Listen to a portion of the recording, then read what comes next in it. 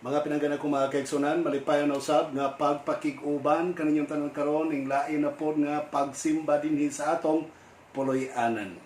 Welcome once again sa tuang pagdaig ug pagsimba sa atong Ginoo, tibuok kalibutan nga nagaabang, nagatan-aw sa tuang programa dinhi sa YouTube, live dinhi sa LCMBN o gimanusab sa Facebook page o sa fan page sa The Loud Cry Ministries o live usab dinhi sa LCM-FM sa 5 ka mga radio stations in Mindanao.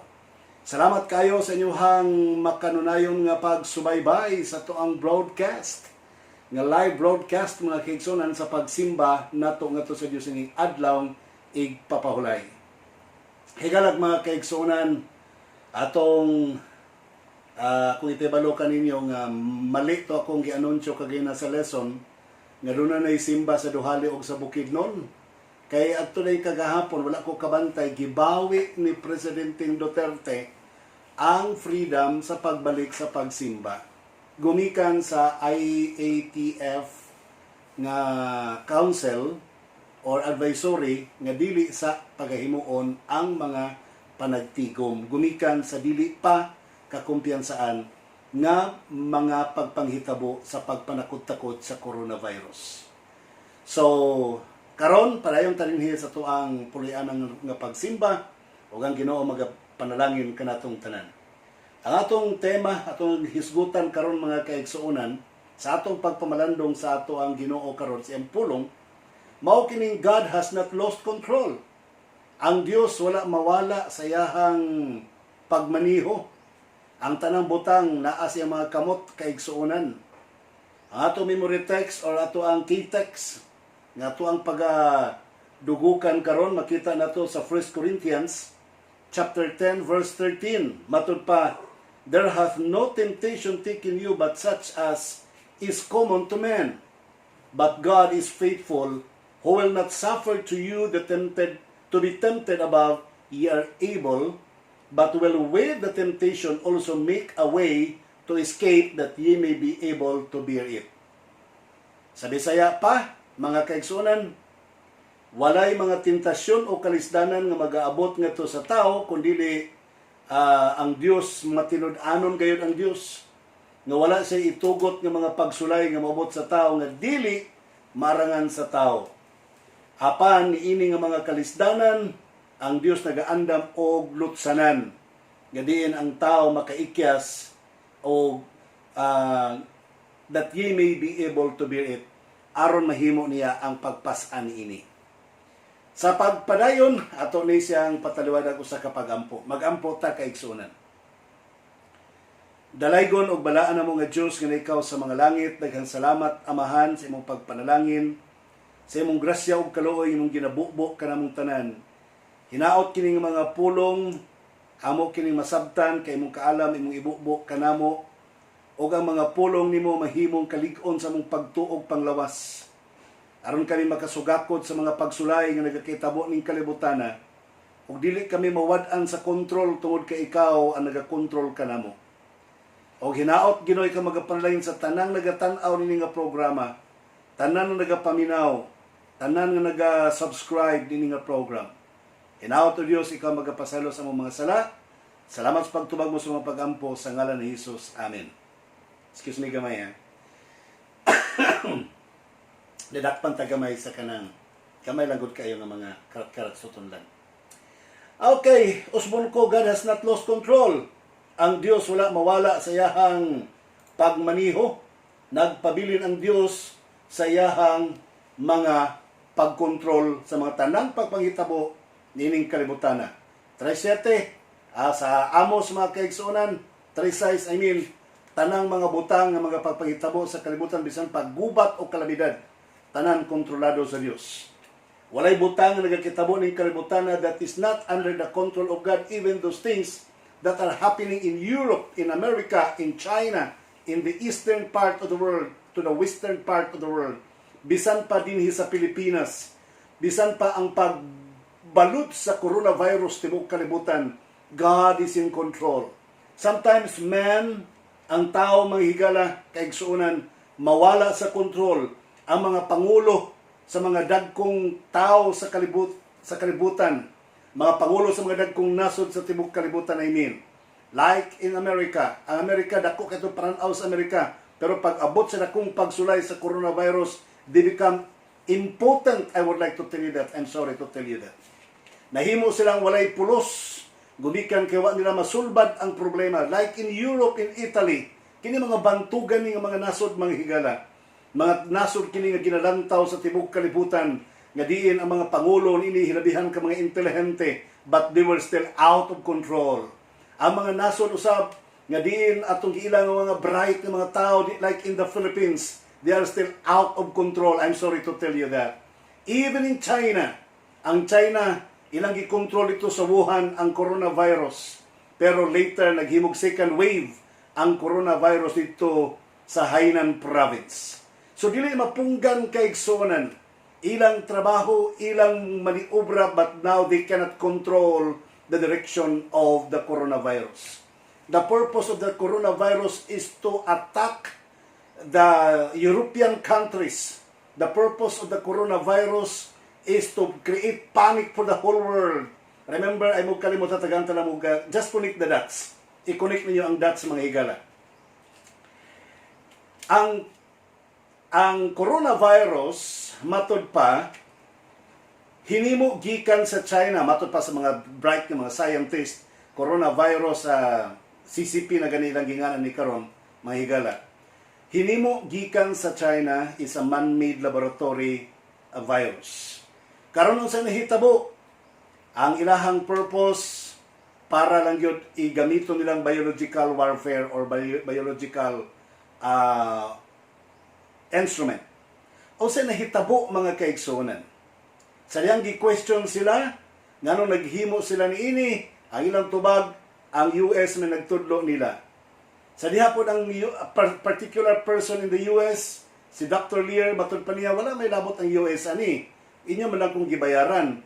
O sa po'y nahitabo, ang China nagbulgar that during the year 2015, okay? Timanin ninyo ni hanga statement, ha? During the year 2015, si President Barack Obama $3.7 billion sa iyang gi-release para i-project magtukod og laboratory sa Wuhan, China, in the province of Hubei. Onya, ang laboratory is now producing the coronavirus. So you see that? So what are these people doing now? And I would like to tell you, in the year 2015 that happened, and in the year 2015, maopoy pag-organize sa Laudato Si. Connect the dots, maopoy pag-organize sa Laudato Si. Maybe karong hapon, basta bang sa Ginoo, I will explain more on that. But my point is this, sila ang naghimo, giplano na nilag maayo, ang INCOV, ang novel coronavirus, naghimo na po og COVID-19, naghimo na po CCP virus karon, kay iha daw sa komunista, nga mga nasod, Communist Party, nga virus. So, really na sila magkadimao karon sa napanik sa paghimo og mga face mask, palpak, himo og mga test kits, palpak, ang mga tambal, palpak sa Pilipinas, mga kaigsunan. Nagkamulog pangita og mga depensa ng mga tambal ang mga Pilipino. But in a certain place in Luzon, in Manila, in Makati, dunay dako kayong tindahan nga napalgan, nga tinaguan, gitabunan, nga mga kinarton, nga more than 40, that worth 40 million pesos, nga mga tambal para sa coronavirus nga wala ma-register sa Pilipinas, pero gituhuan nga maoy gigamit sa mga Chinese individuals sa Pilipinas. Sa ato pa mga insects sa Pilipinas, matingala ka, wala ray problema, bisan ang mga pogo workers, siging galakaw-lakaw, walay problema because they are protected by them. And now I would like to tell you, the whole world is in panic unsaon pagpangita og sulbad ni ining coronavirus nga problema karon. Nangitag pamaagi sa vaccine, and I would like to tell you, kung doon ang magaling vaccine nga mahitabo, mga higala, like Pfizer, ang Pfizer nag-introduce that they can create a vaccine. Ang Pabunan Laboratory nag-introduce, kaya na sila tambal. So what is the tambal? The medicine. It's not the solution. We need the vaccine. So ang vaccine po, ang Pfizer sa Europe, nagpahibalo na po that they have mass produced now. They are on the mass production of the vaccine para sa coronavirus. But I would like to tell you, ang vaccine is 18 months mga kaigsunan ay pa mo epekto sa lawas sa tao. Now think of it, we are now on the actual wave of the coronavirus. And what will happen? Ang mahitabo, 18 months pa ay mo epekto. Kung tusukan ka karon og vaccine, dili kay kinila nga vaccine, tanang klase sa vaccine, anti-polio, anti-SARS, unsa pa na diya, Ebola virus, bisan unsa pa na nga mga vaccine, the normal physiological and pathological reaction of the vaccine into the body of the human being, it will work up to 18 months. More than 1 year. So 1 year and a half ay pa siya mo epekto. Now, ang mga tao karon pa-injeksyonan nimo og coronavirus, ang balod sa pa-injeksyonan og vaccine anti-coronavirus, pero ang balod sa coronavirus nagpadayon. So how will it solve the problem? So the people are now losing their control. Ang mga tao nga wagtang na silang control. But I would like to tell you, God has not. Ang Diyos wala. Nag-promise siya nga in the midst of crisis, He's preparing a escape way, a escape door, nga ang tanan makalusutra, tanang mga nagmatinumanon, tanang nagbuhat sa kabubuton sa Diyos, tanang katawhan sa Diyos, tanang ila sa Diyos, nga ilahang Diyos nga manluluwas, dunay lusot ang Diyos para kanila, para kanimo o kanako. Higalag mga pinangga ko mga kaigsunan, don't forget that God has not lost His control to those people who are doing His will.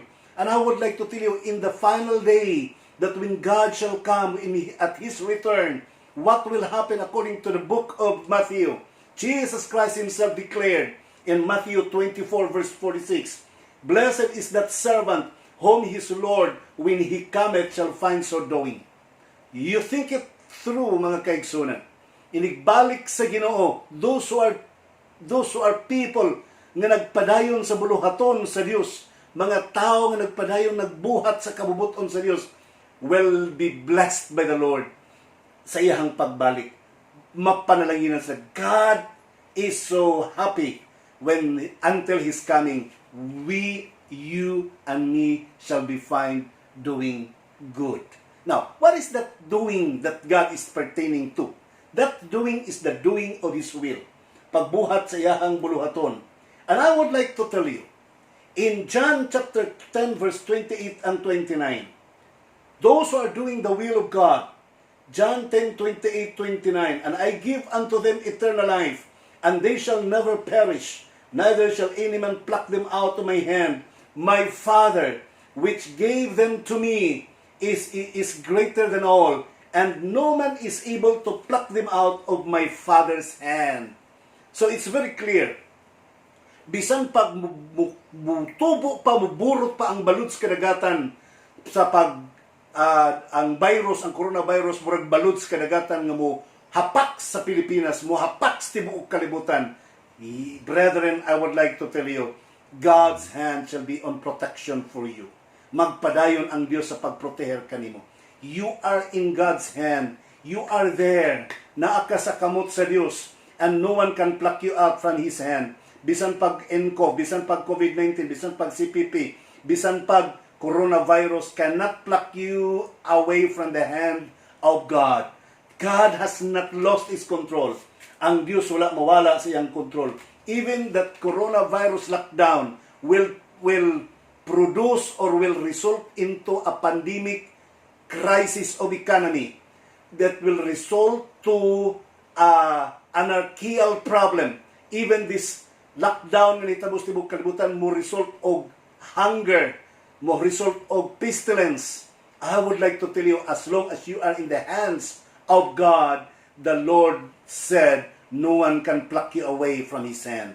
That is the promise I would like to tell you that.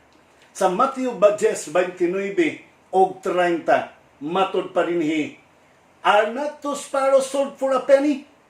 Di ba ang mga sa may sparrow, mga maya, kaigsuonan, ginabaligya lang og pila lang ka pesos?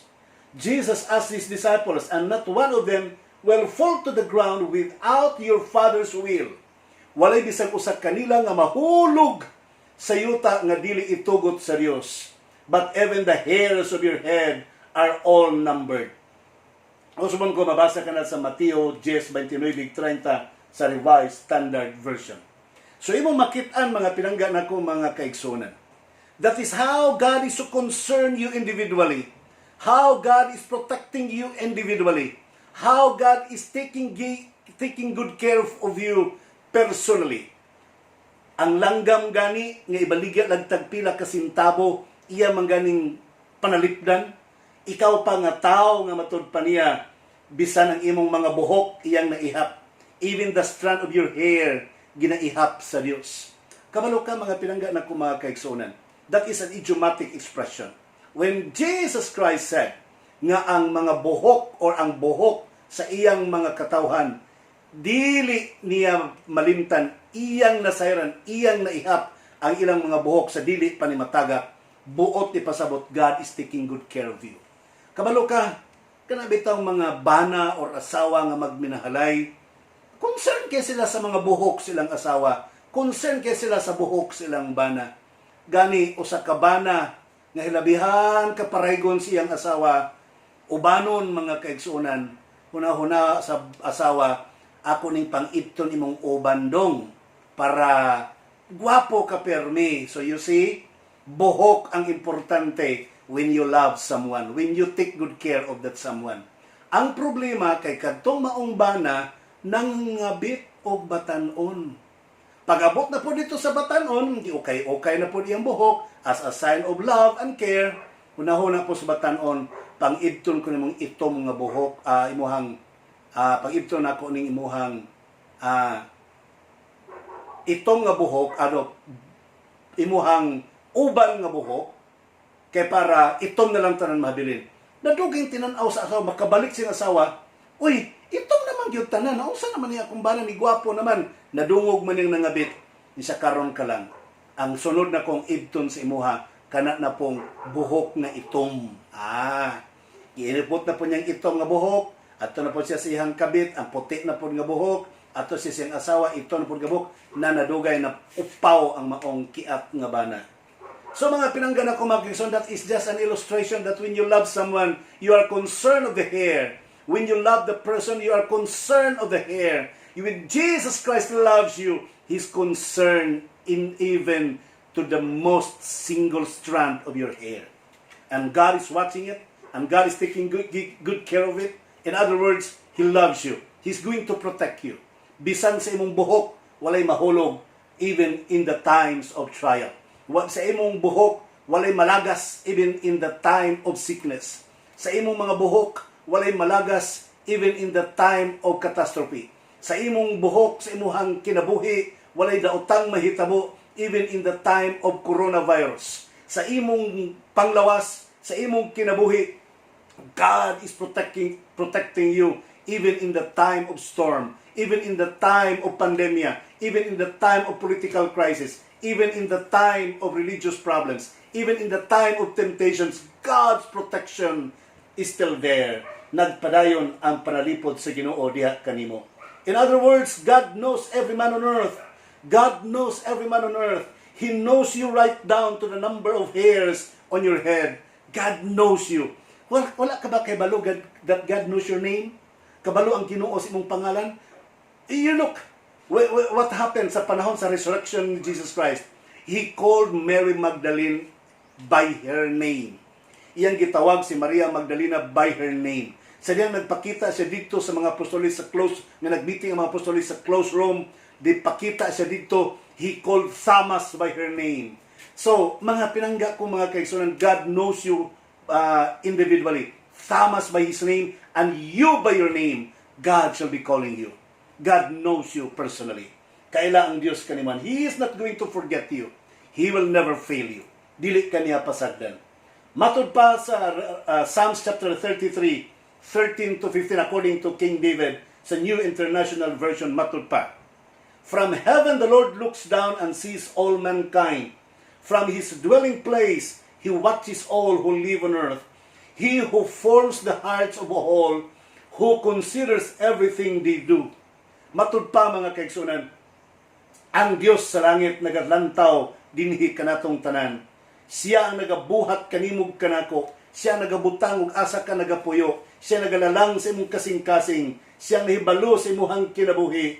Busa sa tanan nimong gibuhat, ang Dios nakailak kanimo.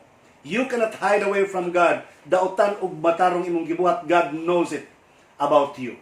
May tinaguan ka man or wala, God knows it about you. Kabalo siya mahitungod ni anak kanimo. You cannot hide from God. You cannot run away from the hands of God. When you want protection, God's protection shall be there. Alang sa mga taong matinumanon, God's protection shall be there. Sa mga taong nagasukol kaniya, God's punishment shall be upon there. So now what happened? Niini nga kahimtang nato karon mga kaigsuonan. Kining nagakahitabo matud pa sa Psalms 33, 8 to 11. Bantayan ninyo. Okay? Let all the earth fear God. Let all the people of the world revere Him. For He spoke, and it came to be. He commanded, and it stood firm. The Lord foils the plans of the nations. He thwarts the purposes of the peoples. But the plans of the Lord stand firm forever. The purposes of His heart through all generations. So ato masabtan mga pinangga na ko mga kaigsonan.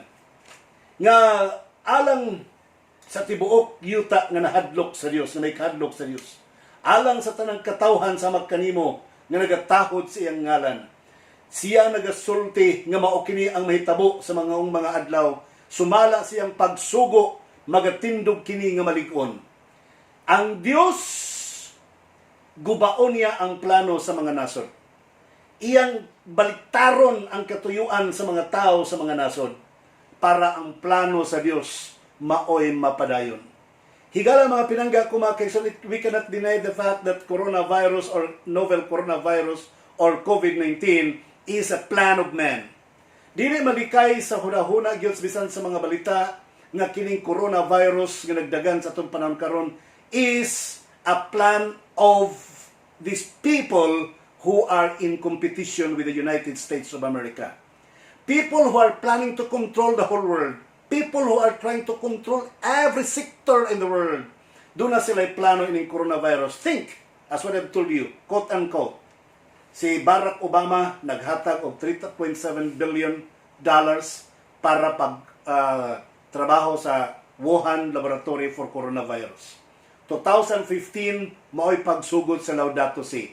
So, what ninyo makonek ang dots mga kaigsunan? Karon sa coronavirus, ang Laudato Si Pope Francis, gusto siya mugawas, mubida siya. Gusto siya nga siya ang solusyon sa maong problema. So, nakuha ninyo ang point? This has been planned for 5 years ago. Giplano na ni 5 years sa wala pa mga kaigsunan. Have you also watched the video of Bill Gates? He was already talking about the pandemic. He was talking all about the virus that is coming. So, masabtan mga kaigsunan that these are all the plan of man. These are all the strategic planning of political system in the country. This is a part of the imperialism ambition of a certain country. So this is the plan of man. This is the plan of people. But Jesus said, according to King David, the Lord will foil their plan. The Lord will thwart their purposes of these people. Yang usbon ang dagan sa panahon para usbon ang dagan sa mga plano para ang Dios nga plano mao'y mutindog nga malig-on hangtod sa walay katapusan. The purposes of His heart through all generation. Ang iyang katuyuan may magakahitabo sa tanan. Kabalo ka ang coronavirus sa mga kaigsunan, ilahang plano, nagkabuang na sila kung saan nila karon. Ilang ibasol sa China, gato mo nga ang Europe wala kay balo ini nga plano, kay balo sila. Ilahang ibasol sa China, gato mo nga Amerika wala sila kabalo ni, kabalo sila. Trabaho ni sa Illuminati mga pinangga ko mga kaigsunan. Pero karon nagkabuang na ang mga leaders nga nagbuhat ini nga virus.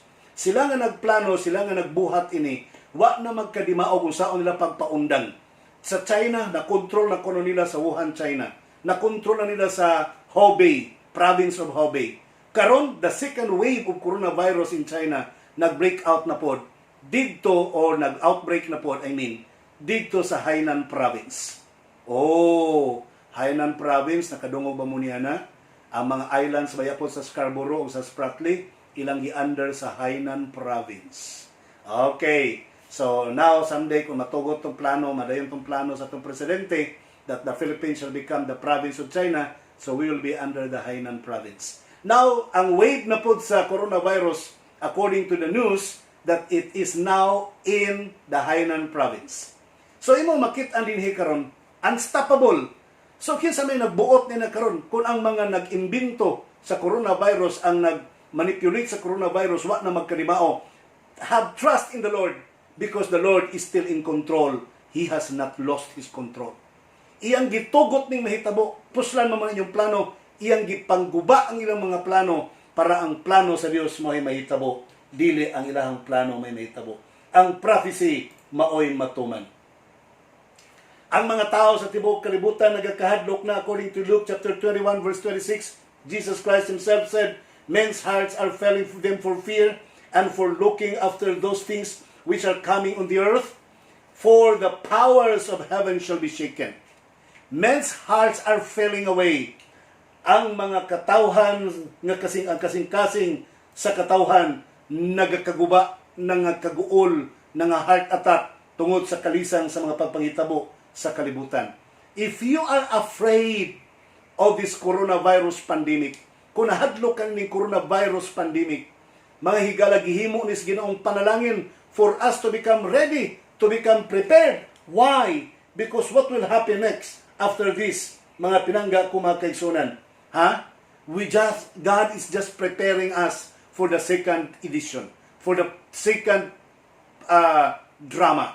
Human ining coronavirus drama, what will be the next? Kamo na sa na mao ang pagtapok sa tanang relihiyon, pagtapok sa tanang kanasuran. For what purpose? To implement national Sunday law.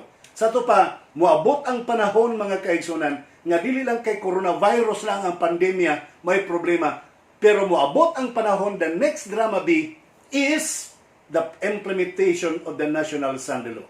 Tanan-tanan mga kaigsunan is going toward the proclamation of the national Sunday law. And what will come next? The second coming of Jesus Christ. Higala mga kaigsunan, don't forget that sees all mankind and watches all who live on earth and foils the plans of the nations, and God will thwart the purposes of the people. Ayaw mo kalimot niya na, itugyan na to sa Dios ang tanan, ayaw na mo kaguol o asa mangitag vaccine, ayaw na mo kaguol o kanusa man ang lockdown, ayaw na mo kaguol o unsay kaunon sa ugma og dili. God will provide, God will protect, God will save you from this lockdown and pandemic worldwide. Higalag mga pinangga ko mga kaigsunan, God is just preparing you for a better plan in the future. Romans chapter 8 verse 28, according to Paul, matud pa ni San Pablo, nagkanayon mga kaigsunan.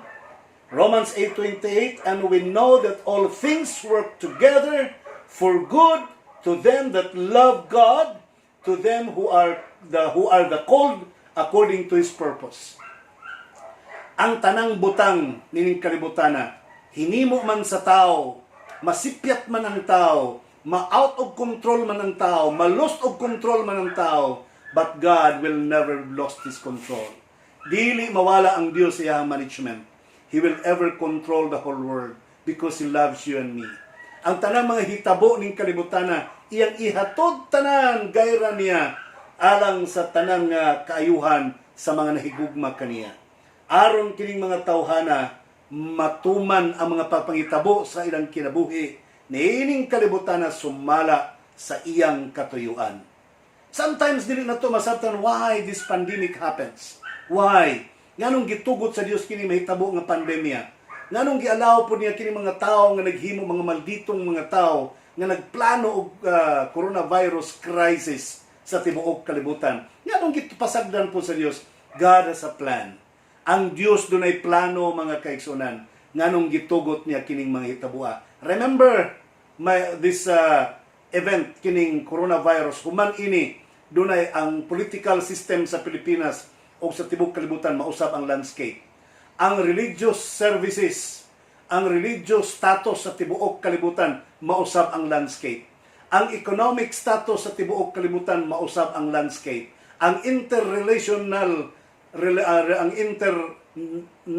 relationship sa tibuok kalibutan mausab ang landscape. Everything will be changed because, quote-unquote, The program of the Laudato Si is change is coming. Change is coming. Doon ay dakong mga papanghitabo nga mahitabo mga kaigsunan. Pero ayaw mo kabalakay kay kanang ilang change for coming. Change is coming. That great change will come, and that is the second coming of Jesus Christ. Mao nang ikaduhang pagbalik ni Ginoong Hesus. That is so far the ever greatest change to come in the world. Brethren, gusto na konsultihan ko kamo. Usbon ko, sometimes we cannot understand. Gitugot nga mag-away, gitugot nga maggubat, gitugot nga mabahal ang paraliton, gitugot nga mag-lockdown, gitugot nga daghang nangamatay. But God's love is still there. Ang gugma sa Dios nagapadayon para sa iyahang mga katawan. Okay, mga kaigsuunan, para masabtan ninyo ang kining all things work together for good. Gitugot sa Dios ang mga butang nga may tabo para sa tong kaayuhan. Para masabtan ninyo, na hinumdum ko sa una, sa bata pa ko, kato si Pastor Fernando Banies. Doon na to siya wali mga kaigsuunan. Nga di na ko malimtan. Nga matod pa ni Pastor Fernando Banies dito sa Cebu, doon ay usa kadakong barko nga naglawig. 72 hours lang na stranded sa kadagatan. Ang mga tripulante, ang mga engineers, dito sa sulod, dito sa makinarya, sa engine dapit, struggle na sila, nag-troubleshoot na sila o kung saan pagsulbad ang problema. Kada din kapitan, basta para lang yun masulbad ang problema, lakan man din niya mga kaigsunan. Sa diyang gilakan na nila dito sa kapitan ang maong engine room. Ang mga engineers, alimuot kayo, siyempre wala mag-andar, wala tanan pertigyo, alimuota. Naglabad na ilang mga ulog, isapot na silang tanan. 3 days sa gyud masulbad ang problema, aron mo andar pagbalik ang barko. Ang nahitabo, kisapot ang usa, giaburidong isa, laktod nga pagkaistorya, nagsumbagay sila sa sulod sa engine room. Perto nilang sinumbagay dito. Nay usa ilang kalagot, nay usa ka gitabangan nila itong kulata, ilang giitsa, gilabay nila ibabaw dito sa makina. Ambot o gusto natandugan ni andar ang barko. O you see that? God is in control. Bisan pag ang mga tao, mga wala na sa control, God is still in control. Kaya gyapon sa Dios ang pagkontrol. Gialaw sa Dios ang kaguliyang chaos sa mga tao ning kalibutana. Paglabay nila dito sa tao, sa ibabaw, sa makina. Ambot o gusto natandog sa ibabaw sa makina ni andar ang barko. Nalipay silang tanan. Brethren, kung gitugot man o galing sa Ginoo kining coronavirus na nagakitabo karon alang sa katawhan sa Dios, this is a blessing. This is for His good. Why? Because when Jesus said, men's hearts are failing them for fear and for looking after those things which are coming on the earth, for the powers of heaven shall be shaken. What's the next drama be? Then they shall see the Son of Man coming in a cloud with power and glory. Makita na nila ang Dios nga manaog gikan sa langit. Makita nila ang Dios nga mubalik na sa dili madugay. That is the blessing there. God is not out of control. He's still in control. Kining mga pagpanghitabo-tanan, iyang gigamit para ang tibok kalibutan mangandam sa pagbalik ni Ginoong Hesus. Kabalo ka, daghang kay mga pamilya karon nga dili na magka-istoryahanay. Bisan sa panahon sa pagpangaon di na magkaabot. Bisan sa panahon sa Sabado magsimba, di na magkadungan pagsimba. Tungod sa kabisi, tungod sa relasyon nga nangaguba na sa panimalay. Pero, tungod sa lockdown nga naitabo, para sa mga tao kaguliyang, para sa mga tao kagubot, pero para sa katawan sa Dios, panalangin kay ang panimalay nagakalig-on ang relasyon. Para sa mga katawan sa Dios, ang lockdown panalangin, kay nga naman nahimong nagkasuod ang relasyon sa matag usa sa panimalay sa katawhan sa Dios. Ang balaang kasulatan kaniadto dili na mabasa mga kaigsunan, dili na basahan sa panimalay, di na sabton pag-ayo, pero panahon sa crisis, sa lockdown sa itong panahon karon, ang balaang kasulatan ginabasa na sa tanang puloy-anan. Para sa katawhan sa Dios, this is a blessing. Why? God is using the pandemic crisis of coronavirus, lockdown tibok kalibutan in preparation for our spiritual health for the coming soon return of Jesus Christ. So what is God is doing now? What God is doing now? And why He has not saved mankind from coronavirus? Kanong gitugot niyang mga matay ang mga tao sa coronavirus? Brethren, I would like to tell you, God is allowing the coronavirus us for the correction of our sins. Kadto magsigig dikit-dikit, sigig lakaw-lakaw, adtog mga dagko kayo nga mga meeting like mga concert, kahilayan sa kalibutan. Oh, naundang na sila. Why? God allowed the coronavirus pandemic crisis. Ang mga tao nga hilig kay manigarilyo, mag-inom, na matan nagkabuot nga mangundang na silang sigarilyo ug inom para dili sila matakbuyan og coronavirus. Like AIDS, ganun gitugot sa Ginoo ang AIDS sa mga kaigsunan. Para ang mga banang mga kiat di na magsigig panimba sa atabay sa uban sa mga silingan o sa mga katawhan. Mubalik sa siyang pulianan o dito siya magtimba sa kaugalingon niyang atabay. That is the blessing for AIDS. Pero ang mga tao doon na may sulbad, mugamit man sila kondom o uban pa, so nagpadayon ang immoralidad sa tibuok kalibutan. Pero gumikan sa lockdown nga nahitabo karon sa pandemya sa coronavirus, ang mga immoral nga mga tao dinaduna pay gitagaan sa Dios og tsansa nga magbag-o silang kinabuhi, gitagaan sa Dios og tsansa nga manghinuklog pinaagi nining kahitabo sa ato ang panahon karon. Pero ang mga tao wa nay plano nga magbag-o silang kinabuhi, brethren, I would like to tell you, God has a plan for them too. Doon na po yung mga taong gitugot sa Ginoong mga matay, but they still love them. Doon na po yung purpose ang Ginoo. Bisan pag matarong nga tao, minahal ni mo sa kinabuhi, gitugot nga mamatay panahon sa pandemic, do not question God because God is still in control. Daghang tag mga buutan ng mga frontliners, mga doctors, they are good. They are God's people. But why God allow them? God has a purpose. Maybe we cannot understand it them now. Nga nahitabo na siya. But don't forget, God is working good for everything. Ang tanang butang, He works good para sumala siyang purpose. Doon na siya tuyo kaigsunan. Don't forget that. And the Wuhan coronavirus and the other diseases breaking out today are only the beginning. This is just the beginning. And the second step to this is the New World Order. Human sa coronavirus, tingali doon na murdagan nagpipila ka mga tuig, or how, really not less than 5 years, or I do not know, I cannot tell you, is the New World Order. When the New World Order happens, there will be proclamation of the National Sunday Law. When the proclamation of National Sunday Law, ang faithful ones shall remain. The faithful ones will stand. The faithful ones will be identified in our church. And someday, after that, Christ will come again. Si Kristo mubalik na sa dili madugay.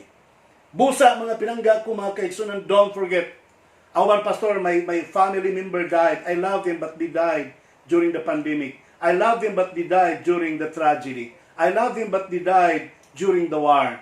Don't you worry about that. Why? Because God promised in 2 Peter chapter 3 verse 9, the Lord is not willing that any should perish. Again, the Lord is not willing that anybody should perish, but that all should come to repentance. Everyone that dies, kutob sa namatay, even in the mouth of death, at the mouth of death, ang Diyos nagaistorya kanila for repentance. We cannot tell that these people are no way to be saved. God is talking to them. God is working for them.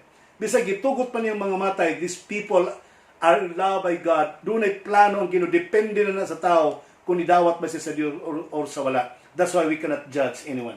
Di na ito mahukman ang tao kaigsunan. God is controlling the crisis. God has not lost control. He is still in control. 1 Corinthians 10:13, again, ang ato ang memory text, ang ato ang key text. Gusto na kong ipahalo ka ninyo pag-usap. That there hath no temptation taken. There hath no temptation taken you but such as is common to man. Walay mga pagsulay nga moabot diha kaninyo nga dili marangan sa tao. But God is faithful. Ang Dios kasaligan, who will not suffer you to be tempted above that ye are able. Ang Dios kasaligan nga di katagaag pagsulay, di ka tagaag kalisdanan, di ka tagaag economic crisis, di ka tagaag health crisis, di ka tagaag political crisis, di ka tagaag religious freedom or oppression of freedom. Unless dili nimo makaya kining tanan. They must be bearable. Ang tanan madalar gyud, kaya nimong mapasan. But will with the temptation also make a way to escape. Niining mga temptations, niining mga trials nga atong ginatubang karon, God is there preparing a way, a door for you to escape. Do na siya escape way, escape door for us, that ye may be able to bear it. Nga makaya ra gyud ni nato mga kaigsunan. Don't lose your hope. Ayaw kawala sa imuhang pagsalig. Ayaw wad-ay mong paglaom. Always look unto Jesus Christ. He is there for you. He will never leave you. He shall never forsake you. Matod pa ni Salmista David, na bata ako kaniadto, natigulang na lang ako. I have never seen a faithful man of God na nagpakilimbos og tinapay kay gibiyaan sa Dios. No, wala mga kaigsunan. Ang tanan, giproteksyonan, gipanalanginan sa atong Dios. Sa Amos chapter 7 verses 7 to 8. Don't forget that this is the time of Jeroboam II, the king of Israel. There was a crisis allowed to happen in the land of Israel. And according to the record in Amos chapter 7 verses 1 and 2, doon ay daghang kang grasshoppers na milamoy sa ilang mga tanom. So what happened next? There was famine. And what happened next after famine? There was pestilence. Doon ay health crisis and later was pestilence. Gialaw sa Diyos ang famine, ang crisis nga moabot sa katawhan sa Israel for their correction, for their meditation, for their reformation, calling them in this kind of crisis para mabag-o ang ilahang mga pagpanglantaw. Yes, doon ay mga nangamatay, but don't forget, God will never allow them to die without calling them finally, without reminding them to regret, without telling them to repent, without telling them to reconcile. That's why, that is how He allowed these people to die when they die. Mga kaigsunan, sa pananaw ni Manalag na Amos, tinuod gitugot man sa Dios, itugot man niya ang crisis nga may tabo sa katawhan sa Israel, pero doon na siya paglaom nga gihatag. Kabal mo siya paglaom nga gihatag? Atong basahon, 7, 7, and 8. Matod pa, Amos chapter 7, verses 7 and 8. Which describe the moment God reveals this prophecy to Amos. He showed me, behold, the Lord was standing beside a wall built with a plumb line in his hand, and the Lord said to me, Amos, what do you see? And I said, a plumb line. Then the Lord said, behold, I am sitting a plumb line in the midst of my people, Israel. I will never again pass by them. Sa panahon ni Noah, itugot man niya ang lunok tibok kalibutan, pero there was a hope. Again, di namin maisab sa tibuok kalibutan.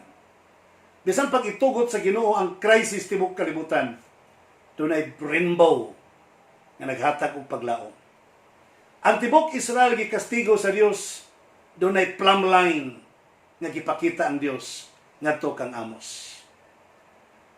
Mangutana mo sa plumb line, kamong mga millennials, di na kayo mo kasabot sa plumb line. Pero kamong mga construction workers, mga panday, kahibalo mo ang sa plumb line. Kanang plumb line, host na siya mga kaigsuonan, nga gamiton sa pagsuta og level na ba or dili. Pangitaon ang level og asa ang level. Nanay sulod tubig ka na nga host. So, itanaw rin, badlisan diri. Kung level na, okay, good, level na. That is the purpose of the plumb line. When God was showing plumb line to Amos, buti pasabot, Amos, ayaw ka balaka. Bisag doon na pa'y crisis mabot sa Israel, I am still controlling it. I have the plumb line. Amos, don't you worry. Bisag doon na pa'y crisis na nakitabo sa Israel, I have the plumb line to measure na dili masubraan ang maong kastigo nga moabot. Doon ako'y control measuring instrument nga dili manubra. Diha ra gyud siya taman. Kung ang Dios nagdala og plumb line, ang Dios nagpasabot ngadto kang Amos. Amos, I am measuring the faith of the brethren. I'm measuring the wicked and I'm measuring the righteous. Kung ang Dios nagdala siya og plumb line, meaning to say, God is fair, God is just, He's caring for you and me. Dili siya motugot, mga kaigsunan, nga ang mahitabo sa kalibutan will become injustice, will become unjust to the people who are worth to receive and to be called just people. Busa mga pinanggan ako, mga kaigsunan nga nagpaminaw. Dinhi sa Amos Kapitulo 7, God specifically states that He measures the punishment He does not want to go beyond, that are to come upon the nations of Israel, predominantly ang nahitabo karon sa tuang kalibutan, like what happened in America. Number 1 ang Amerika sa kadagang patay. Ang Europe, hilabihan kataas ang patay sa Italy, o nagtakod-takod pa sa ubang mga nasod. In the Philippines, sa Davao, murag wala na mag-increase, but I don't know. In Luzon, it's still increasing. Sa Wuhan, China, nag-second wave of outbreak of coronavirus. In Japan, the same. Nag-outbreak for the second time ang Japan. But all these things that happens in the world, God has a plumb line. He measures. He do it balance. He measures. In other words, God is not losing His control. Wala mawala ang control sa Diyos ining kalibutan. Now, what is the blessing of this pandemic? What is the blessing of this crisis now? Unsay nahitabo ining crisis karon?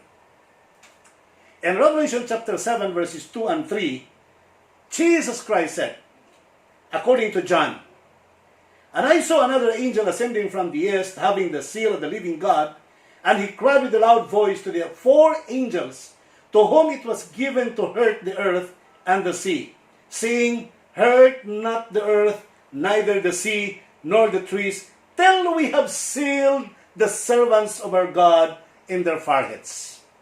Take note, my dear listeners, my dear viewers, doon ay command ang angel of the east, ang manununda sa Sidlakan, matulpas mga iglesia ni Cristo di Manalo. I'm sorry si Felix Manalo daw ni. But according to the Bible, sa laom nga pagtuon, he is the archangel and no other than the prince of the host of heaven, the commander-in-chief of the angelic host in heaven, no other than but Jesus Christ. So siya si Kristo ang nag-command sa upat ka mga manununda sa hulungawan sa hangin sa yuta, north, south, east, west. Matud pa sa maong manununda, ayaw sa ninyo dagmali ang yuta. Ayaw sa ninyo buhi ang hangin, punggi sa ninyo ang hangin. Kay wa pa mahuman ang pagpamatik. Ayaw sa ninyo buhi kay hangtod mahuman ang pagpamatik. Wind means catastrophe. Wind means hardships. Wind means war. Wind means crisis. Wind means pandemia. Or pandemic. You see that? So ato masabtan nga ayaw sa buhi kay nagpadayon pa og pamatik. Pero anong gibuhian na? Tibuok kalibutan nagsuffer na karon sa pandemic crisis. Why? Buti pasabot mga kaigsunan, sumala sa balang kasulatan, hapit na matapos ang pagpamatik. The work of God is almost to be over. The work of God is almost to be fulfilled. The gospel commission that God has given to us is soon to be fulfilled.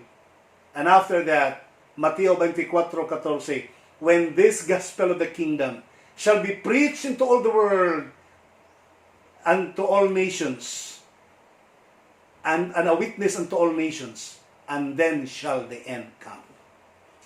Kung mawali na kini may balita sa tanang kanasuran, sa tanang tibok kalibutan, mubalik na ang atong manluluwas. Mga kaigsunan, panahon sa crisis, sa panahon sa pandemya. Do not waste time. Do not just sit over there in your house and just wasting time para sa mga email uban pa na diha, sa mga war, mga gubat-gubat ng mga computer games o sa mga teleserye, mga salida uban pa. No, do not waste your time. We are in the crisis now. Matud pa ang mga manulunda samtang nagahungaw ang hulungawan, time is almost to be finished. Gamay na lang atong panahon. So we have to fly like an angels, like the first angel, like the second angel, like the third angel. Let us fly over this crisis. Luparon nato ning mga crisis nga nagpadayon karon to preach the gospel aron sa pagwali sa may balita. Sa Ellen White sa the Review and Herald Extra December 11, 1888, matud pa ni Ellen White, it is our duty to do all in our power to avert the threatened danger. Atong dakong katungdanan sa tanang kagahom aron madunatay mahimo nining danger nga nagatratar sa atong panahon karon. A vast responsibility is devolving upon men and women of prayer throughout the land to petition that God may sweep back this cloud of evil and give a few more years of grace to work for the Master. Kining political crisis nga nagpadayon karon. Kining health crisis nga nagpadayon karon. Kining economic crisis nga nagpadayon karon. Let's do something. Let's do something. Let's spend a lot of time working for the Lord, especially in prayer. Atong hangyoon ang Ginoo nga Lord, tagaay pamigbubong panahon. Few more years to come para mawali na mo ang imuhang maayong balita. Aron kumplito na yung matapos na mo ang pagwali sa may balita. Mga kaigsoon, are you praying for that? Yes, I'm praying such.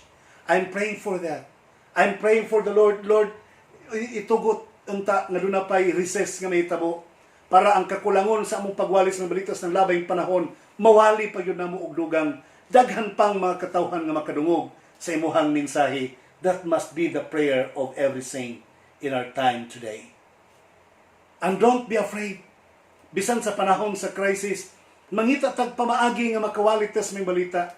Bisan sa panahon sa crisis, mangita tag pamaagi nga makashare ta sa tuang pagpangalagad, makashare ta sa tuong pagtuo. We can still serve people who are in need. Mangita tag pamaagi nga dili po ta makalapas sa balaod sa gobyerno. Why? And don't be afraid. Ayaw kahadlok mga kaigsunan. Sa ato bitang programa, nag-ampo ta sa Ginoo nga Lord, tabangin ni nga makatabang ni sa mga taong wala na gikaon. Some of our brethren and mostly of our brethren are working with us. Sa ilang mga lugar kung doon ay mga yubuga sila muhatod mga kaigsunan. Nagahatod ang atong mga kaigsunan. So that is we must do in times of crisis. In Revelation chapter 1 verse 16, and he had in his right hand the 7 stars. Well, let's be talking about the 7 stars. Who are these 7 stars? And out of his mouth went a sharp two-edged sword, and his countenance was in the sun shineth in his strength. In verse 17, the 7 stars are God's messengers. If you are God's messengers because you're preaching the Word of God. God's messengers because you're conducting and giving Bible study. God's messengers because you're sharing your faith. God's messenger because you're sharing your talent to the work of the Lord. God's messenger because you are financially supporting the work of God. God's messenger because you are getting yourselves involved in any forms of the ministries of the Lord. You are God's messengers. You are going house to house aron makatag-katag ang mga pinatig. You are God's messenger. And don't be afraid. Don't be depressed. Don't be discouraged because you are in the hands of Christ. When you are in the hand of Christ, Jesus Christ said, no one can pluck you away from my hands. Walay makakuha kanimo, makalangkat kanimo gikan sa kumakamot. Believe me, when you are in God's hand, you are doing the work of the Lord. You are doing the will of God. walay makahilabot kanimo sa kamot sa Ginoo. Mga kaigsunan, si Ellen G. White, matud pa niya sa Gospel Workers, page 13, paragraph 3, matud pa ni Sister White. God's ministers are symbolized by the 7 stars, which He had is the first and the last has under His special care and protection. The sweet influence that are to be abundant in the church are bound up with these ministers of God who are to represent the love of Christ. The stars of heaven are under God's control. He fills them with light. He guides and directs their movements. If He did not, they would become falling stars. So with His ministers, with His messengers, with His people like you and me, they are but instrument in God's hands. And all the good they accomplish is done through His power. Ang tanang mga butang nga nahimo nato na pinagi sa gahom sa Dios. You are in the hands of God. Remember? Might the leaders of the world lose their controls? But God has not lost His control. Ang mga pangulo sa yuta, nangawala na silang control, pero si Jesus Christ, nga nag-control kanimo sa tibok kalibutan, is still in control. Naapa nagapabilin mga kaigsunan. SD Bible Commentary, Volume 7, page 975, 1889, let the commandment-keeping people of God. Again, let the commandment people of God be silent at this, let not the commandment-keeping people of God be silent at this time as though we gracefully accepted the situation. Ayaw itugot nga magpakahilom na lang tawa tay buhaton nining panahon sa crisis karon. Let's read the Bible. Let's reconcile the broken relationship. Let's go to the healing, spiritual and physical healing. Let's work for other people. Let's serve the needy. Let's proclaim the gospel. Dili ta magpakahilom mga kaigsunan. Why? Sa last day's event, page 127, paragraph 3, matud pa, there are many who are at ease, who are as it were asleep. They say if prophecy has foretold the enforcement of Sunday observance, the law will surely be enacted. And having come to this conclusion, they sit down in a calm expectation of the event, comforting themselves with the thought that God will protect His people in the days of trouble. But God will not save us if we make no effort to do the work He has committed to our church. Matud pa ni Sister White, daghang kay mga tao relax lang, tawhay lang, daw sawaay lang. Mura na silang nagduka og nangatulog. Magsigig ka na yun. Nga kung ang propesya matuman, sumala sa gisaysay, matuman kini ang sandilo, o mapatuman kini, o kining mga tawhana dunay conclusion og maglingkod lang, o mag-expect sa mahitabo, nga komportable silang kaugalingon, nga ang Dios mo proteger kanila. Pero may nang masayra ninyo nga ang Dios dili mo proteger kaninyo sa panahon sa kalisdanan. Hangtod nga ikaw adunay pagabuhaton nga moapil sa iyang buluhaton nga iyang gipabuhat kanimo. The Lord promised, go and preach the gospel. Go and teach all nations, baptizing them in the name of the Father, the Son, and the Holy Spirit, teaching them to obey all the commandments that I have commanded you. Lo, and behold, I am with you always till the end of time. The Lord promised to those people who are working for the ministry of the Lord, people who are getting involved to the work of the Lord, people who are supporting in the work of the Lord despite of the pandemic, despite of the crisis. The Lord promised, I am with you always till the end of time. Kauban ako kanimo, ubanan ko ikaw hangtod sa katapusan sa kapanahonan. That's why the Lord said, Jesus Christ said in Matthew 24:46, "Blessed is that servant whom his Lord when he cometh shall find so doing." Bulahan katong ulipon nga inigbalik ni Kristo, maabtan nga nagabuhat. Wala mo tago, wala maglingkod, wala magpuyo, nagpadayon sa buluhaton, bisan latas lusot sa mga krisis nga atong ginatubang. Keep doing. The Lord will be happy and you will be blessed. Mag-ampo ta.